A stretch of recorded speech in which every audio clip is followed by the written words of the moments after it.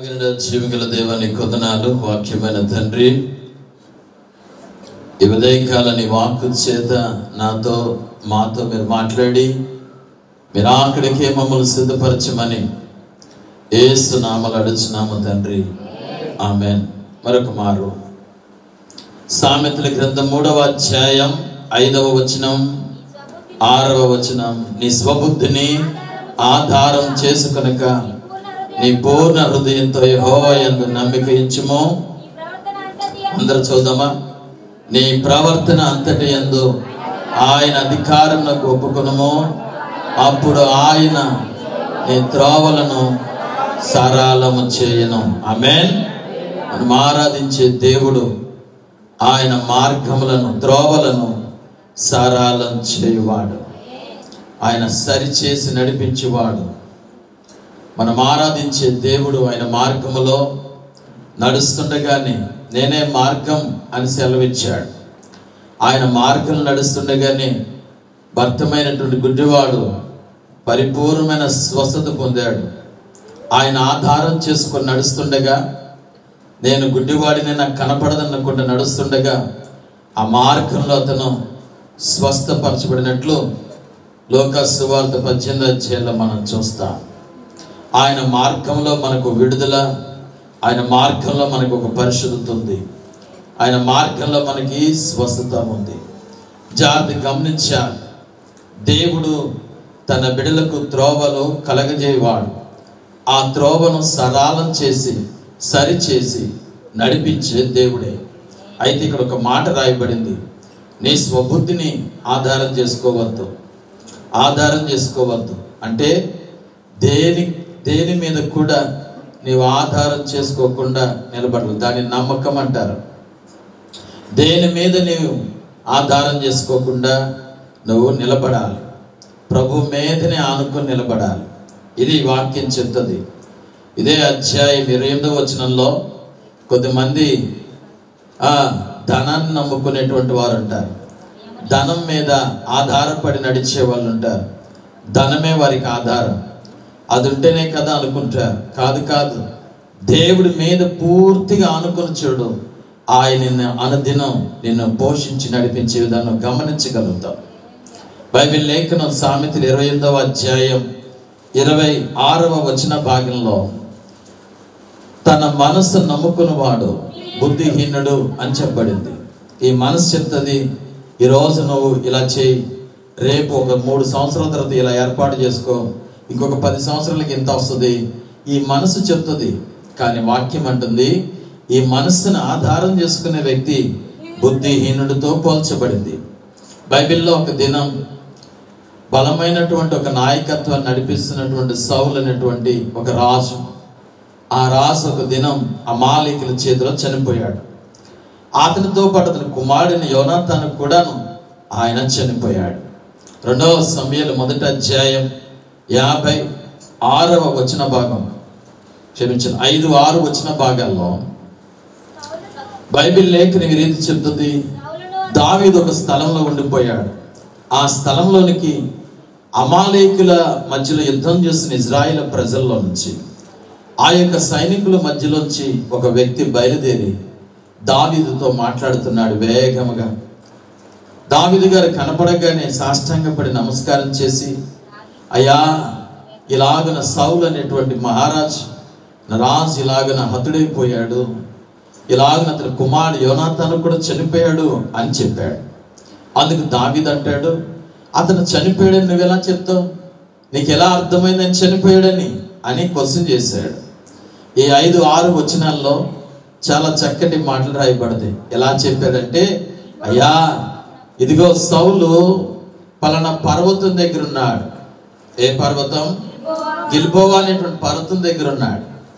ఆ పర్వతం మీదకి నేను కూడా ఎక్కాను, చూచినప్పుడు సౌలు తన ఈటె మీద ఆనుకునే ఉండిపోయాడు. అంతే, ఈటె మీద ఆనుకుని ఉండిపోయాడు. ఏది బలం అనుకున్నాడు, ఏది తనకి ఇదే ముఖ్యం అనుకున్నాడు, అక్కడే ఆనుకుని ఆగిపోయింది అయ్యా ప్రాణం. కనుక దేవుని సంఘం, దేవుని వాక్యం బోధిస్తుంది. కనుక దేని మీద నువ్వు ఆనుకోకూడదు, ఆధారపడకూడదు. యోబు గ్రంథం 8వ అధ్యాయం 15వ వచనంలో అతడు తన ఇంటి మీద ఆనుకునగా అది నిలవదు అని రాయబడింది. ఇంటి మీద ఆనుకొని ఉండగా ఇది నా ఇల్లు, నా ఇల్లు, నా బంగారం, నాది అని దేన్నైతే ఆధారం చేసుకుంటావో అది నిలకడగా నిలవద్దు, నిలబడద్దు అని వాక్యం చాలా స్పష్టంగా చెప్తుంది.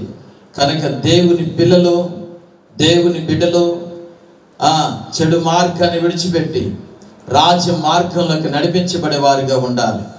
సామెతలు 16వ అధ్యాయం 17వ వచన భాగం, చెడుతనం విడిచుటయే యథార్థవంతులకు రాజమార్గం, తన ప్రవర్తన కాపాడుకునేవాడు తన ప్రాణాన్ని కాపాడుకుంటాడు.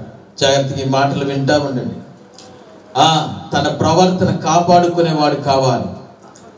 కాపాడుకునే ఆ ప్రవర్తన సరి చేసుకునేవాడు రాజమార్గంలో నడిపించబడతాడు, రాజమార్గంలో నడిపించబడతాడు. మనం అడుగుపెట్టిన స్థలమే ఒక పట్టణంగా, ఒక ఊరిగా మార్చేస్తాడు. ఆమేన్. గట్టి స్తోత్రం చెప్పండి. భారతదేశంలో ఇంచుమించు 66 లక్షల పైగా రోడ్లు ఉన్నాయి. ఎన్ని రోడ్లు ఉన్నాయి? 66 లక్షల పైగా రోడ్లు ఉన్నాయి.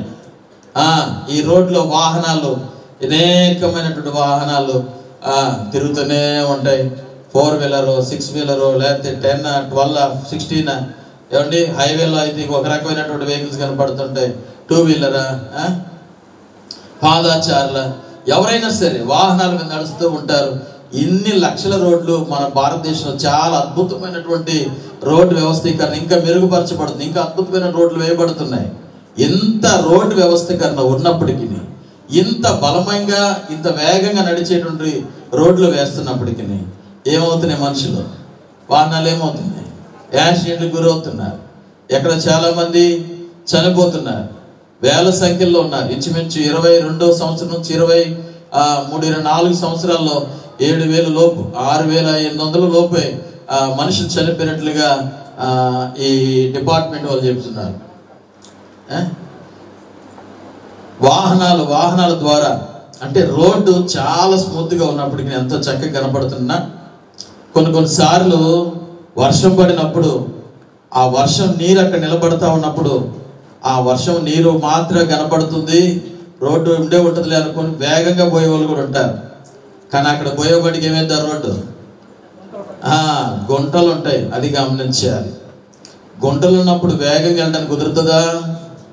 చెప్పండి, మీకు అర్థమయ్యే రీతికి నేను చెప్తాను. గుంటలు ఉన్నప్పుడు వేగంగా వెళ్ళడానికి కుదురుతుందా? కుదరదు. బాగా మన వాళ్ళు చాలా మంది మోటార్ ఫీల్డ్లో ఉన్న వాళ్ళు ఉన్నారు. మోటార్ ఫీల్డ్ వాళ్ళకి బాగా తెలుస్తుంది. హెయిర్ పిన్ పెయింట్స్ అంటారు. అది ఎలా వెళ్తాయి? చిన్న చెప్పి ఎట్లా వెళ్తాయి ఇవి? కొండలు ఎక్కేటప్పుడు, దిగేటప్పుడు ఇలా ఉంటాయి.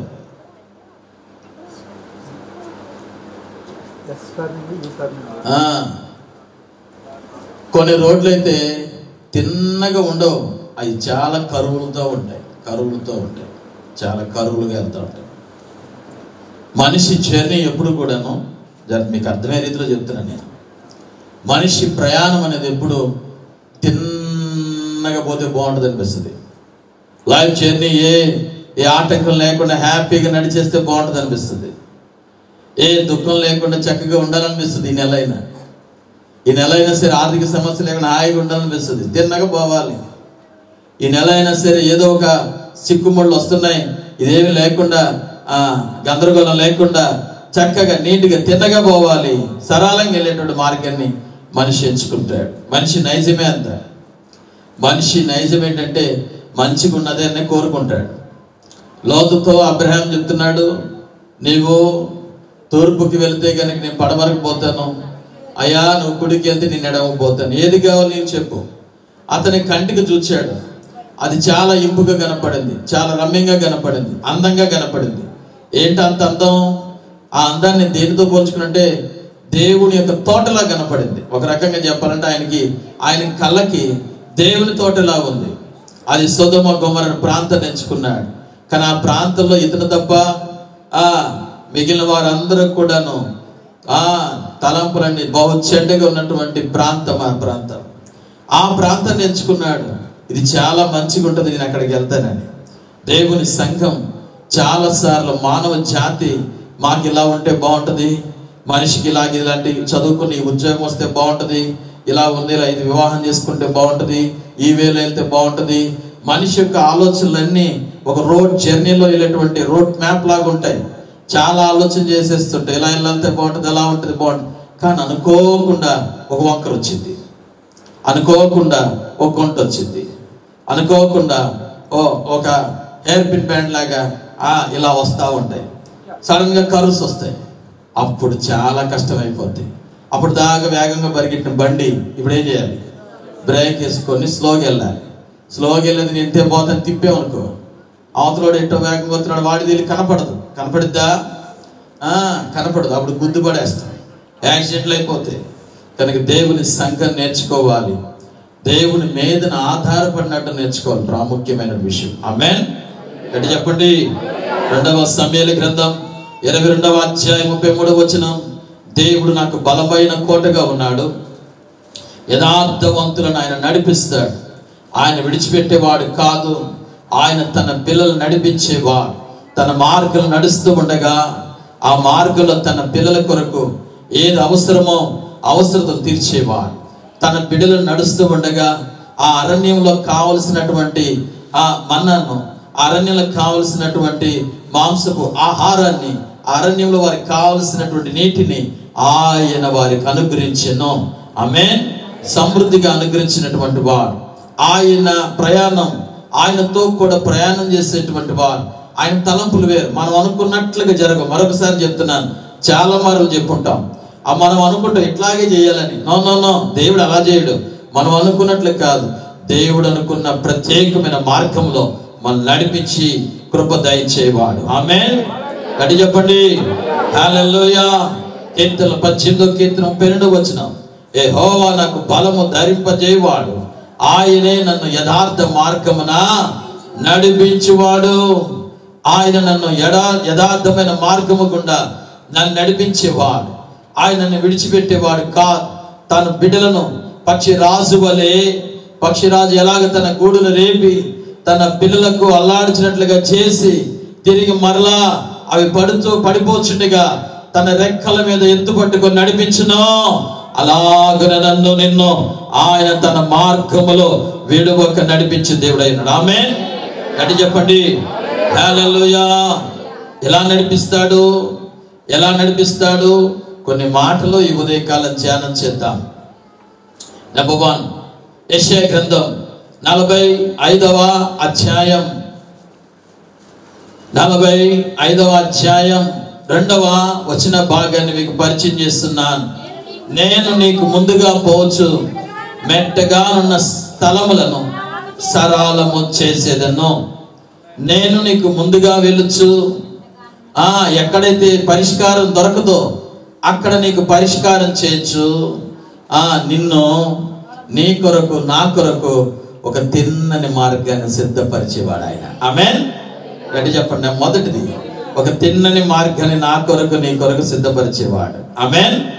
మరొకసారి చెప్పండి అందరూ, నా కొరకు నా దేవుడు ఒక తిన్నని మార్గాన్ని ఏర్పాటు చేయవాడు, తయారు చేయవాడు, సిద్ధపరచువాడు. Praise the Lord. హల్లెలూయా. ఇందాక చెప్పుకున్నాం, మనిషి జీవితం అనేటువంటిది ఒక యాత్ర, రోడ్డు మీద ప్రయాణం చేసే ఒక యాత్ర లాంటిది అని. యాత్ర అనుభవాన్ని చాలా బలమైనటువంటిది. దాన్ని సరిగ్గా మెయింటైన్ చేయలేకపోతే ఏమైంది? గాయాలు అవుతాయి. ఏమవుతాయి? మరణమే చదువుతుంది. దేవుని సంఘం ఇది గుర్తించాలి. చాలా జాగ్రత్తగా జీవిత ప్రయాణాన్ని కొనసాగించాలి. ఎక్కడ కూడాను ఒక చిన్న ఎదుటి వారికి అలసట లేకపోతే ఎదుటి వారికి అవకాశం ఇచ్చావా, అపవాది వెంటనే పొంచి పాడు చేయడానికి సిద్ధంగా ఉంటాడు. జాగ్రత్త మాటలు వినండి. యెషయా గ్రంథం 42వ అధ్యాయం 16వ వచన భాగం, వారెరుగని మార్గం నేను వారిని నడిపిత్తును, వారి ఎదుట చీకటి వెలుగుగాను వంకర త్రోవలను చక్కగాను చేదును, నేను వారిని విడువక ఈ కార్యము చేదును, గుడ్డి వారికి ఇలాగున చేయును. ఆమేన్. గుడ్డి వారికి ఇలా చేస్తే కళ్ళున్నవాడికి ఎలా చేస్తాడు? మనకి ఇక్కడ వాక్యాలు అర్థం కావాలి. గుడ్డి వారికి ఇలా చేస్తాడంటే మనం కూడా ఏంటి వారం? గుడ్డివారం. అంటే గుడ్డివారం ఎలా అవుతాం? కళ్ళున్నాయిగా, కనబడుతున్నాయిగా, కనబడటం లేదా? కనబడుతున్నాయి, మరి గుడ్డివారం ఎలా అవుతాం? జాగ్రత్త వినండి. నాడు చెప్పాం, ఒక కరువులు అనేవి వచ్చినప్పుడు, వంకర అనేది వచ్చినప్పుడు, వెహికల్ మీద వెళ్తున్నాం, నడుచుకుంటూ వెళ్తున్నాం, ఎదుటి వారు వచ్చేటప్పుడు నీకు కనబడిద్దా? చెప్పాలి. ఎదుటి వెహికల్లో లేకపోతే సైకిల్లో మనిషి వస్తున్నప్పుడు కనబడిద్దా? నువ్వు ఇటువైపు ఉన్నావు, అవతల వ్యక్తి అటువైపు ఉన్నాడు, ఇలా తిరగాలి, కనబడిద్దా? కనపడదు. కళ్ళున్నాయి కానీ ఎదుటి వారు ఇంటి నుంచి ఎంత వేగంతో వస్తున్నారు కనపడదు. ఎలా అపవాది మనల్ని ఢీ కొట్టబోతున్నాడో కనపడదు, తెలియదు. ఎలా మన కుటుంబంలో ఏ వ్యక్తిని మృంగబోతున్నాడో కనపడదు, తెలియదు.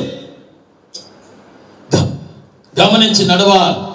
అందుకనే యాకోబు రాసిన పత్రిక 4వ అధ్యాయం 13 నుంచి 15 వచ్చిన భాగాల్లో దేవుని వాక్యం చాలా స్పష్టంగా చెప్తుంది. నేడైనను రేపైనను ఒకానొక పట్టణానికి వెళ్ళి ఒక సంవత్సరం ఉండి వ్యాపారం చేసి లాభం సంపాదించుకుని రండి అని చెప్పుకొని వారలారా.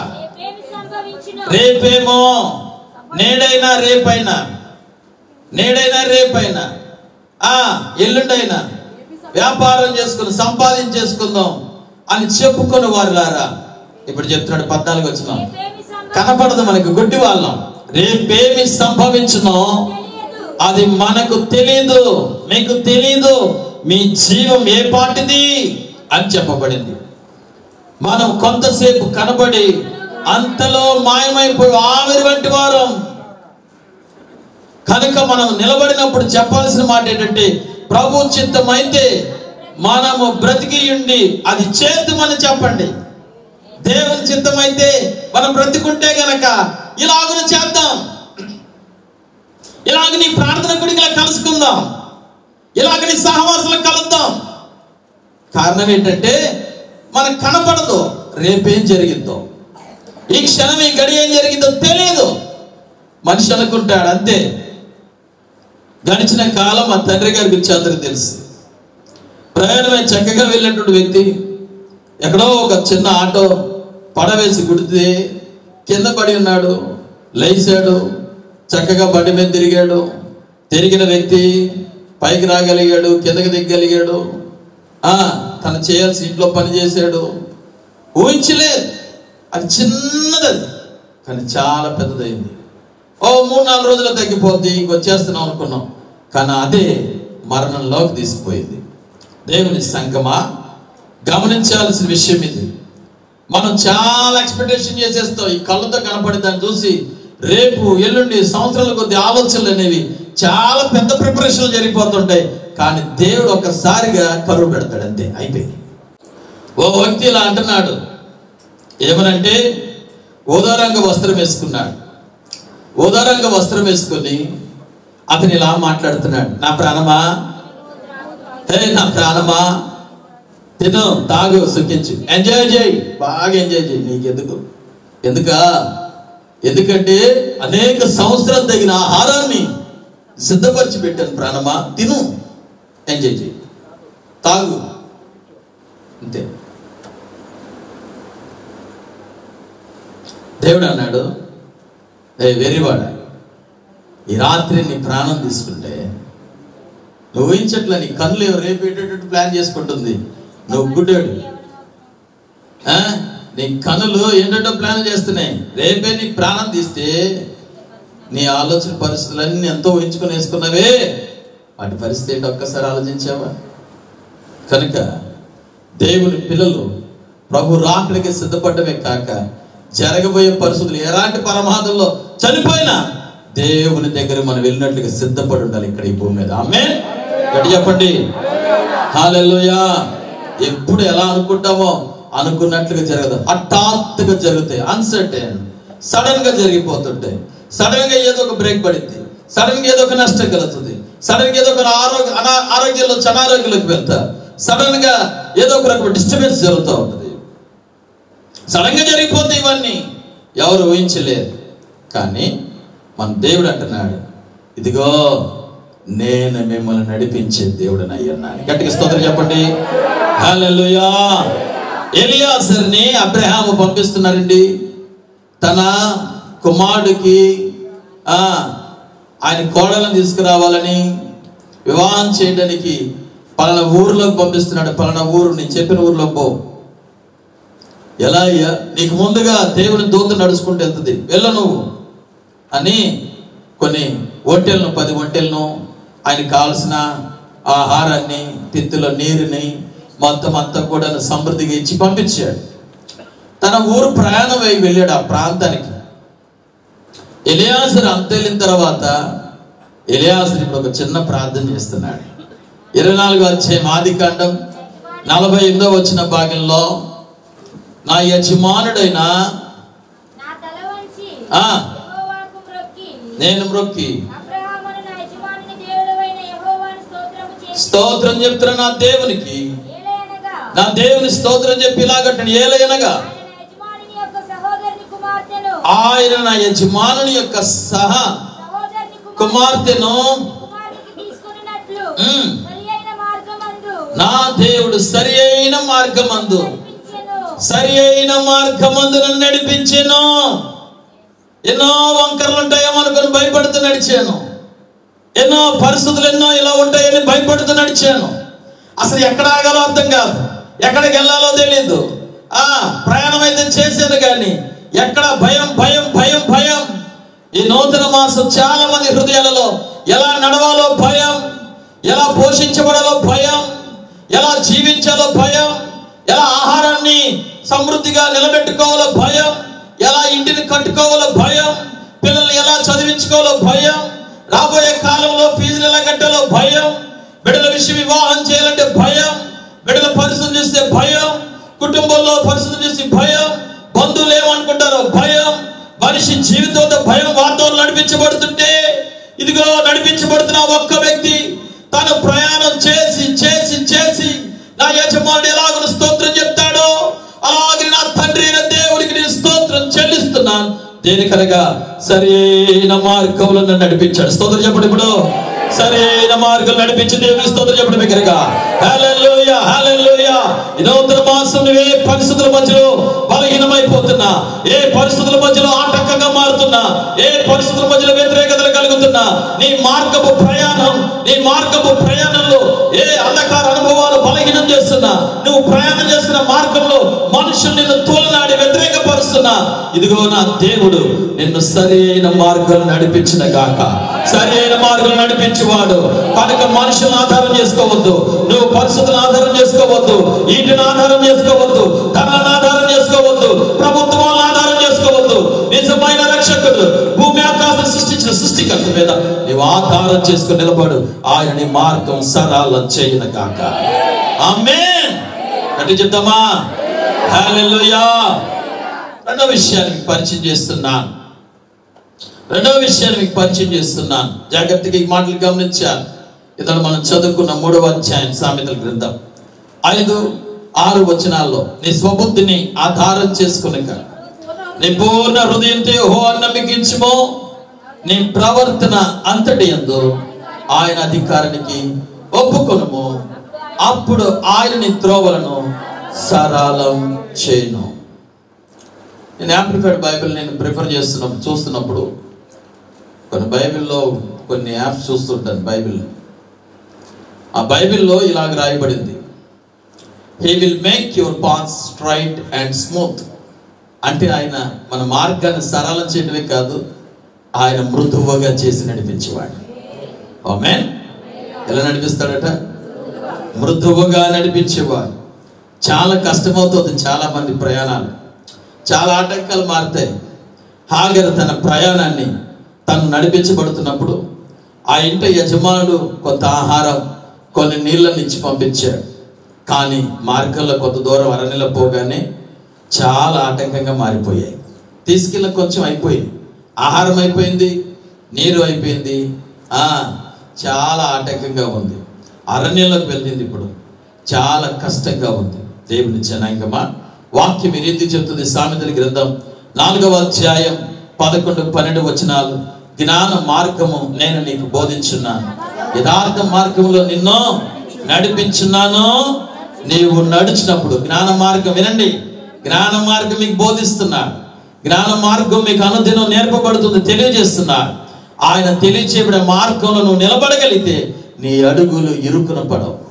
నీ అడుగులు ఇరుకున పడుతున్నాయి అంటే దేవుని మార్గంలో నిలబడాలి. నువ్వు ఇప్పుడు నీ అడుగులు ఇరుకున పడవు. నీవు పరిగెత్తినప్పుడు నీ పాదము తొట్టిల్లదు. ఆమేన్. దేవునికి తన పిల్లల యొక్క మార్గాలను ఆయన ఏదైతే అడ్డుగా ఉంటుందో దాన్ని మృదువుగా మార్చువాడు. సరళం చేయటమే మాత్రమే కాదు, మృదువుగా మార్చే దేవుడైన వాడు. యెషయా గ్రంథం 57వ అధ్యాయం 14 వచ్చిన భాగం ఈ రీతిగా వాక్యం చెప్తుంది. ఎత్తు చేయండి, త్రోవను సిద్ధపరచండి, అడ్డు చేయి దానిని నా జనుల మార్గంలో తీసివేయండి. అడ్డు చేసే దానిని ఆయన మృదువుగా మార్గాన్ని సిద్ధపరిచేవాడు. ఏది అడ్డుగా ఉంటుందో, ఇది పలానా పరిస్థితి నాకు చాలా ఆటంకంగా ఉంది, ఇప్పుడు ఈ దినం మనం ప్రార్థన చేయబోతున్నాం. ఏది అడ్డుగా నిలబడిందో మనం చేయబోతున్న ప్రార్థన బట్టి ఈ దినం దేవుడి కార్యాన్ని కూడా చేయబోతున్నాడు ఈ నెలలో. ఆమేన్. గట్టి చెప్పండి హల్లెలూయా. కార్యాల గ్రంథం 16వ అధ్యాయం 6వ వచన భాగం. అపోస్తల కార్యములు 16వ అధ్యాయం 6వ వచనం. ఆసియాల వాక్యం చెబుదామని పరిశుద్ధాత్మ వారు గలయ ప్రదేశానికి వెళ్ళిరి. ఒక స్థలం గుండా వెళ్లాల్సింది దేవుడు అక్కడ ఆటంకంగా ఉందని తెలియపరచగా వేరొక స్థలము గుండా వారు నడిచి వెళ్ళిపోయారు. దేవుడు తన బిడ్డలను ఆయన విడిపించేటువంటి వాడు. అడ్డుగా ఉన్న దాన్ని ఆయన మృదువైన మార్గం గుండా వేరొక మార్గాన్ని సృష్టించి నా కొరకు నీ కొరకు నడిపించేవాడు. మొదటి దశలోనికి రాసిన పత్రిక 2వ అధ్యాయం 17-18 వచనాలు. మనసును బట్టి మీ ముఖము చూడవాలని మరి ఎక్కువగా నేను ప్రయత్నం చేశాను, కానీ మేము ఎంతకు రావాలనుకుంటున్నాం. ఈ మధ్య సరిగ్గా రాలేదు పాస్టర్ గారు, 4 నెలలు 5 నెలలు అయిపోయిందేమో. మీ దగ్గరికి రావాలనుకుంటున్నాం, రాలేకపోయాం. కానీ సాతాను మమ్మల్ని ఏం చేస్తుంది? అభ్యంతరపరచెను, అడ్డుపడతా ఉంది. ఏదో ఒకటి రావాలనుకున్నప్పుడల్లా, చేయాలనుకున్నప్పుడల్లా, ఇలా దేవుని సన్నిధికి రావాలనుకున్నప్పుడు ఏదో ఒక అడ్డు వలన దేవుని సన్నిధికి చాలా మంది రాలేక ఆగిపోయే వాళ్ళు ఉన్నారు. దేవుని జనం గమనించారు. కనుక అపవాది ఎప్పుడు కూడా మనం ఏం ఇవ్వకూడదు, చోటు ఇవ్వకూడదు. ఎఫెసీయుల రాసిన పత్రిక 4వ అధ్యాయం 27 వచనం. అపవాదికి చోటు ఇవ్వకండి అని చెప్పబడింది. మొదటి పేతురు రాసిన పత్రిక 3వ అధ్యాయం 7వ వచనం. ఆయన ఇలాగ చెప్తున్నాడు, మీ భార్య మీతో పాటు పాలివారై ఉన్నారని ఎరిగిన వారై సన్మానించి బలహీనమైన వారని అభ్యంతరం కలగకుండా మీరు చూసుకొని నడవాలి. ఆమేన్. ఇది పురుషులకు చెప్పబడింది. అభ్యంతరం కలగకుండా నడుచుకోవాలి. మీరే చాలా జ్ఞానంతో నడవాలి. దేవుని వాక్యాన్ని గమనించండి. లూకాసు సువార్త 22వ అధ్యాయం 3వ వచనం. యూదాలోకి సాతాను దూరిపోయింది.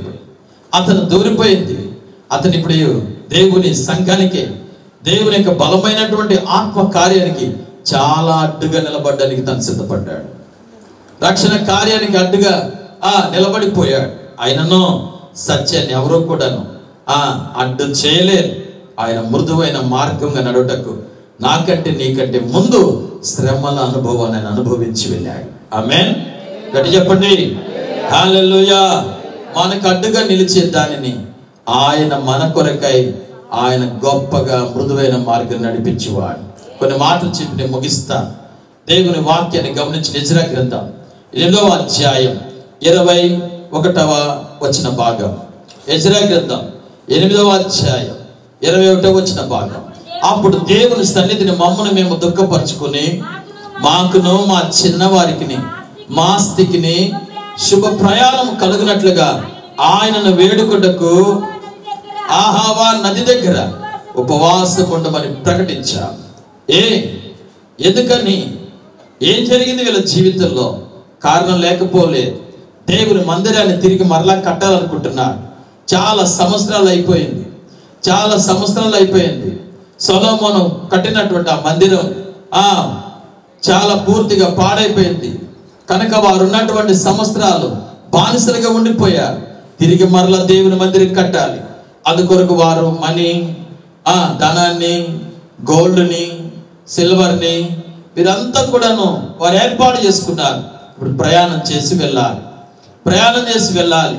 ఆ ప్రయాణంలో ఇప్పుడు ఏం జరిగిందంటే నష్టం కలిగిద్దేమో అన్న భయం, మా పిల్లలకు ఉంటుందో ఉండదన్న భయం, మా పిల్లల దాకా వచ్చిందో లేదన్న భయం, మా పిల్లలు ఈ ఆస్తిని లేకపోతే ఎవరన్నా మార్గంలో ఉన్నప్పుడు దొంగలు ఎవరన్నా తినివేస్తారేమో, నష్టం జరిగిపోతేమో, ఎవరిని అడ్డుపడితే గనక ఉన్నదంతా తొలగిపోతేమో అన్న భయం వీరిలోనికి వచ్చేసింది. జాగ్రత్తగా ఈ మాటలు వినండి. 31వ వచన భాగాలు ఇప్పుడు చెప్తారు. అదే అధ్యాయం 31వ వచనం.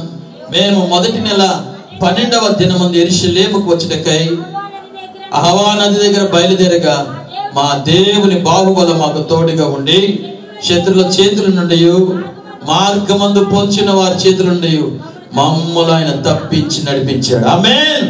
అడ్డుగా నిలబడే వారిని, అడ్డుగా నిలబడుతున్న దాని ఏదైతే మాకు భయం ఉందో దాన్ని విడుదల నుంచి ఆయన హస్తం మాకు తోడుగా ఉంచి క్షేమంగా మమ్మల్ని నడిపించేవాడు ఆయన. ఆమేన్.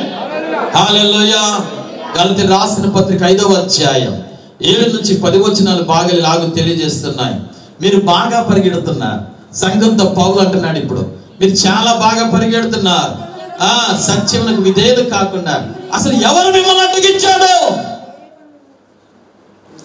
చాలా బాగా పరుగు పెట్టారు ఒకప్పుడు, చాలా బాగా పరుగు తీశారు ఒకప్పుడు మీ పరుగు, మీ ఆలోచన విధానాలు చాలా బలముగానే ఉన్నాయి. ఇప్పుడు ఎవరు మిమ్మల్ని సత్యానికి ఆటంకంగా అడ్డుగా నిలబడుతున్నారు? ఎవరు చూసి మీరు భయపడుతున్నారు? ఏ ఆలోచనలు బట్టి మీరు భయపడి వెనకడుగు వేస్తున్నారు? సంఘముతో మాట్లాడుతున్నారు. గలతీ సంఘమా, ఒకప్పుడు మీరు బాగా పరిగెట్టారు, మీరు బాగా ప్రార్థన చేశారు, వేకువ టైం అంటే టైం ప్రకారం వచ్చి పాటలు పాడారు. ఇప్పుడు ఏంటి మీరు వెనకబడిపోయారు?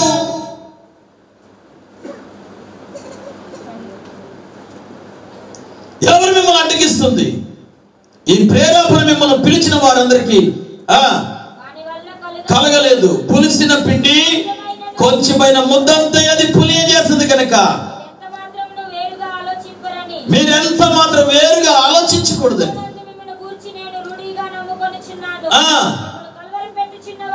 మిమ్మల్ని కలవరపెట్టుచున్నవాడు, మిమ్మల్ని కలవరపెట్టు ఆత్మ, మిమ్మల్ని కలవరపెట్టు ఏ వ్యక్తి అయినా తగిన శిక్షణ భరించవలెను. ఆమేన్. సత్యం మనల్ని స్వతంత్రంగా చేస్తుంది. సత్యం ఎక్కడ నిలబడుతుందో అక్కడేముంటుంది? విడుదల ఉండును అన్నాడు యేసు ప్రభువా. వినుట వలన, దేవుని మాట వినుట వలన ఏదైతే నీ హృదయంలోనికి ఆ మాట విశ్వాసాన్ని చేకూర్చి ఆ విశ్వాసం ద్వారా సత్యం నీ హృదయం లోపల పనిచేయటం మొదలు పెట్టింది. ఏంటా సత్యం? నా యేసు ఈ భూమి మీదకి వచ్చాడు, ఆయన నా కొరకు మరణించాడు, తిరిగి లేచాడు, ఆయన తిరిగి మరలా రాబోతున్నాడు. దీన్ని ఎవరు అడ్డగించినా, దీన్ని ఎవరు ఆటంకపరిచి ఆపాలనుకున్నా సత్యాన్ని ఎవరు ఆపలేరు. ఆమేన్ అంటే చెప్పండి. గ్రీక్ లో పౌలు ఏజెన్సీ ప్రాంతంలోకి ఆయన ప్రసంగిస్తున్నటువంటి కాలం అది. అక్కడ అగ్రిప్ప అనే రాజు ఉన్నాడు. సత్యాన్ని చెప్తున్నప్పుడు ఆయన అన్నమాట తెలుసా, ఇక చాలు చాలు చాలు ఇక చాలు ఇక చాలు అని మొదలు పెట్టాడు.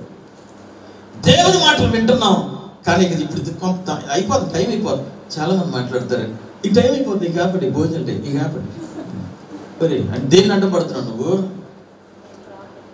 నువ్వు పెట్టుకున్నది భోజనం డైరెక్ట్ పెట్టుకోవచ్చుగా. ఆటంకం. అపోస్తలుల కార్యాలు 13వ అధ్యాయం 6వ వచనం. సౌలు, గ్రీక్ లో రాయబడిన పేరు అది, ఆయన పేరే మార్చలేదు, పేర్లు మారిపోయినాం అనుకునేవాడు, తప్పని పడబడవాడు. సౌలు ఆయన పాపోస్ అనేటువంటి ఒక పట్టణానికి రాగానే బర్ యేసు అనేటువంటి ఒక వ్యక్తి కనపడతాడు అక్కడ. అతను చాలా చాలా గాడి చేసేటువంటి వాడు, ఒక అబద్ధ ప్రవక్త. 7వ వచనంలో సెర్గీ పౌల్ అనేటువంటి ఒక అధికారి దగ్గర ఇతను ఉంటున్నాడు. చాలా అందమైనటువంటి మాటలు మాట్లాడతాడు, కొంతమంది మాటలు చాలా చక్కగా ఉంటాయి. సెర్గీ పౌల్ అనేటువంటి ఒక అధికారి దగ్గర ఈ యొక్క వ్యక్తి పనిచేస్తూ ఉన్నాడు. 11వ అధ్యాయం 8వ వచనంలో, అంటే దీని మునుపు ఇతను ఈ అధికారి ఈ యొక్క మన బర్నబా గారిని, పౌలు గారిని పిలిపించాడు. వాక్యం వినాలి వాళ్ళు చెప్తున్నారు, వాళ్ళు చాలా బలంగా చెప్తున్నారు, వాక్యం వినాలని పిలిస్తే వాక్యం వినాలని వినగొరితే ఎన్నో వచ్చిన ఎలుమ అనే వ్యక్తి అధిపతి విశ్వాసం నుండి తొలగించాలని యత్నం చేసి వారిని ఎదిరించెను. అపవాది అసలు రానివాడు ముందు, ఏమి వెళ్తాలో ఈరోజు వచ్చావా సరే కూర్చునేవాడు, కూర్చున్నాడు పక్కనంతా మాట్లాడడం, నవ్వులు ఆడుకోవటం, గిల్లుకోవటం. ఆ లెక్క చూడండి. ఇప్పుడు ఎవరు లేచి ఇటీపీ వెళ్ళారు, ఆ లెక్క చూసుకోవటం. ఇటీపీ ఎవరు వచ్చి కూర్చోాలి, ఇటీపీ లెక్క చూసుకోవటం. చూడు, ఈ వాక్యం ఎందుకు, నువ్వు వీళ్ళు చూడు, ఆమె చూసుకో, పక్కన చూసుకో. ఇక అది ఇదే ప్రాబ్లం. వాక్యం వింటాం కానీ విధేయులు కాలేకపోవడం కారణమేది. దేవారాత్రులు ధ్యానించినట్టుగా ఉంటాం కానీ విధేయులు కాలేకపోతున్నాం. కారణం ప్రాబ్లం ఇదే. వాక్యం హృదయ లోపల నిలబడట్లేదు. వాక్యం నీ హృదయం నిలబెడితే యవనస్తుడా, యవనేచ్ఛల నుంచి నువ్వు పారిపోతావు. 2 తిమోతి 2:2 యవనేచ్ఛల నుంచి నువ్వు పారిపో. ఆ స్థలంలో నిలబడకూడదు. దుర్మార్గుడు నీ ప్రక్కనే ఉన్నాడు, అపవాది నీ పక్కనే ఉన్నాడు, ఎలాగే నేను పడేయాలని. అపోస్తలుల కార్యాలు 13:4-9. పౌలు, బర్నబా పరిశుద్ధాత్మ చేత పంపబడిన వారు కుప్రాకు వెళ్ళారు. చదువునన్నా.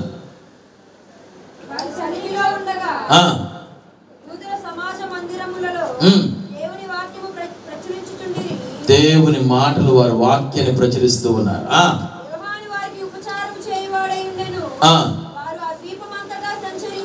వారు దీపమంతటా సంచరించి వచ్చినప్పుడు 12వ వచనం గెలుపు. ఇప్పుడు అంతటా అధిపతి, వాక్యమైన అధిపతి జరిగిన దాన్ని చూచి ప్రభు బోధన ఆశ్చర్యపడి విశ్వసించెను. ఆమేన్, హల్లెలూయా. దేవుని ఆత్మకు తన పిల్లలు ఏం చేయాలంటే లోబడాలి. ఇర్మీయా గ్రంథం 20:7 దేవుని ఆత్మకు సంగమా నువ్వు లోబడాలి. కొన్నిసార్లు నేను పరీక్షిస్తుంటాను, అసలు ఈ మాటకి వాళ్ళు వెంటనే చేస్తారా, ఆ లోపల నేను చెప్తారు చూద్దామని.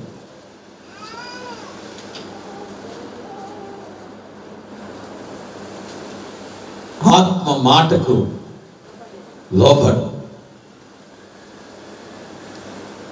దేవుని మీద ఆధారపడి నువ్వు ఆయన విశ్వాసాన్ని హృదయంలో కలిగి ఉండి నడుస్తున్నప్పుడు ఆయన నీ మార్గం సరళం చేయడం మాత్రమే కాదు, ఏదైతే ఇబ్బందికరంగా ఉందో దాన్ని మృదువుగా నడిపించేవాడు ఆయన. ఆయన మాట నీ హృదయంలోనికి మృదువుగా నడిపించడం మాత్రమే కదా, అక్కడితో ఆగిపోదు. నువ్వు వెళుతున్న ప్రయాణం, నువ్వు వెళుతున్న పరిస్థితులు, నీ కలిగి ఉన్నదంతా ఈ భూమి మీద ఆయన కాపాడుచు నిన్ను నడిపించేవాడు. ఆమేన్. కనుక నీ మార్గాన్ని దేవునికి నూతన మాసం అప్పగించుకో. ఆయన మీద ఆధారపడు, ఆయన నీ మార్గం సరళం చేసి నడిపించిన గాక. ఆమేన్. అందరు లేచిన పడదాం, అందరు లేచిన పడదాం, అందరు లేచిన పడదాం. మార్గం అప్పగించుకునే వారు ఉన్నారు. చాలా మంది యవన బిడ్డలు దేవునికి అప్పగించుకోకుండా నడుస్తున్న వాళ్ళు ఉన్నారు. దేవుని ఆత్మ ప్రేరేపిస్తుంది నన్ను. చాలా మంది దేవుని పిల్లలు ఆత్మను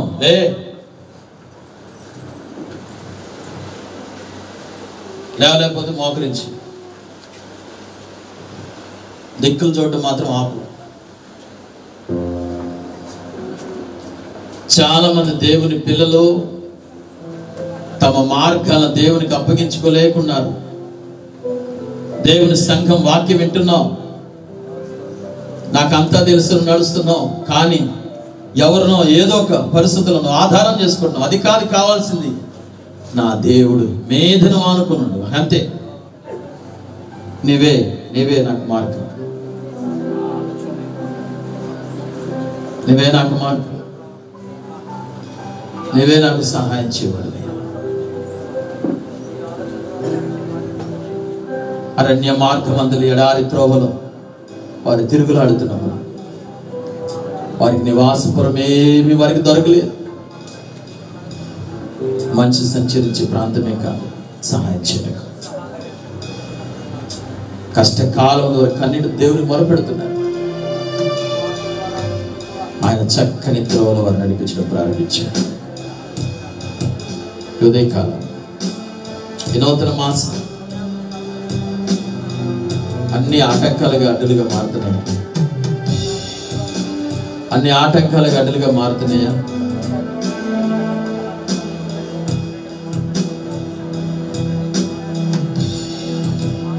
దేవుని అడుగుతా, అయ్యా నా ఎదుట మార్గాలు నాకు అర్థం కావట్లేదు.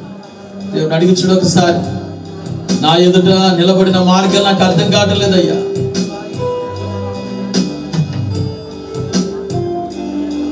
Lead me, O Lord.